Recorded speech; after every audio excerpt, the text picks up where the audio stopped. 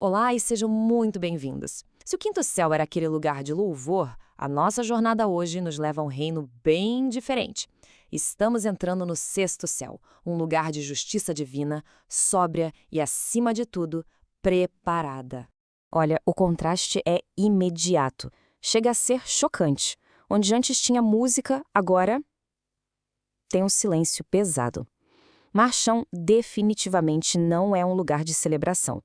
Pense nele como um lugar de armazenamento. Lá dentro estão os depósitos de neve, os depósitos de granizo, as câmaras de pragas e as câmaras de trevas. Basicamente, os próprios instrumentos do juízo divino.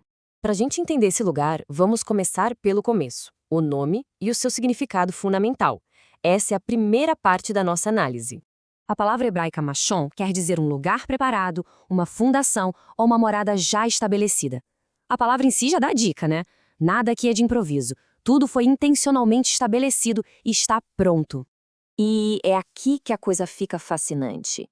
As escrituras usam mashon para descrever tanto a morada preparada de Deus, como a gente vê em Reis, quanto a própria fundação do seu trono, lá no Salmo 89.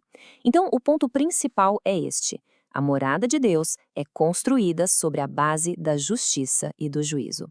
Agora, vamos abrir as portas dessas câmaras. A gente vai começar com os depósitos de elementos que podem ser tanto naturais quanto sobrenaturais. O Talmud nos dá uma visão bem específica do que tem em Mashon. Repare nas palavras: depósitos, câmaras, armazéns. Isso reforça aquela ideia de que a justiça de Deus não é impulsiva. Pelo contrário, ela está guardada, catalogada e esperando o momento certo. Essa é a pergunta. Que pergunta, hein? Foi a pergunta que o próprio Deus fez a Jó. É um convite para a gente pensar na escala e no propósito por trás do que, para nós, parecem ser só fenômenos da natureza.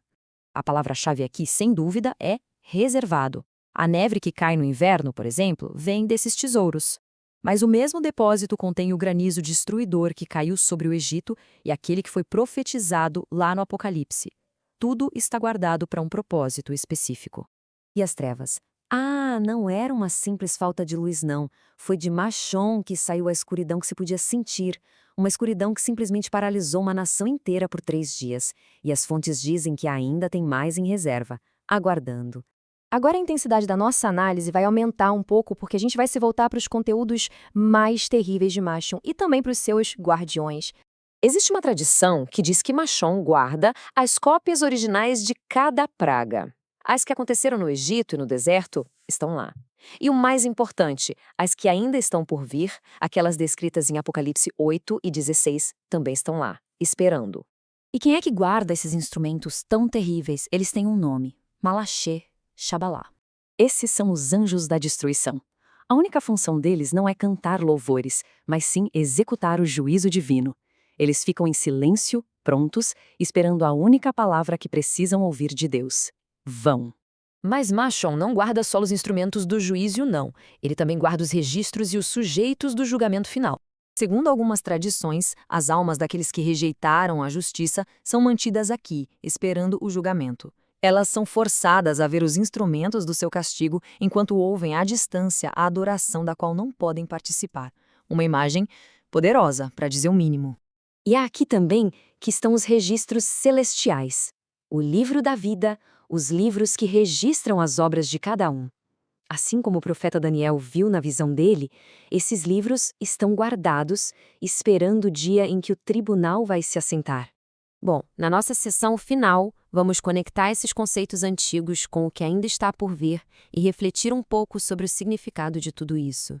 O livro do Apocalipse não descreve juízos novos ou improvisados. Na verdade, João viu a liberação do que já estava guardado em Mashon: a saraiva, o fogo, as trevas.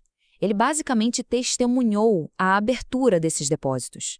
Então, o que a gente tira de tudo isso? Primeiro, a existência de um lugar como Mashon mostra o quão a sério Deus leva o pecado.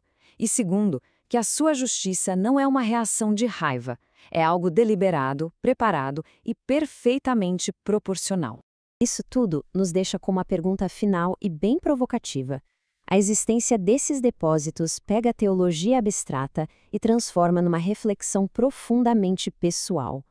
Será que se viveu de um jeito que esses instrumentos não precisem ser usados? Mas Matachon não é o fim da linha. Acima do juízo, existe um lugar ainda mais alto, o mais sagrado de todos, o sétimo céu, chamado Arabote. É lá que fica o trono da glória, onde os serafins clamam Santo, Santo, Santo e onde as almas dos justos aguardam. Essa será a nossa próxima e última parada. Até lá!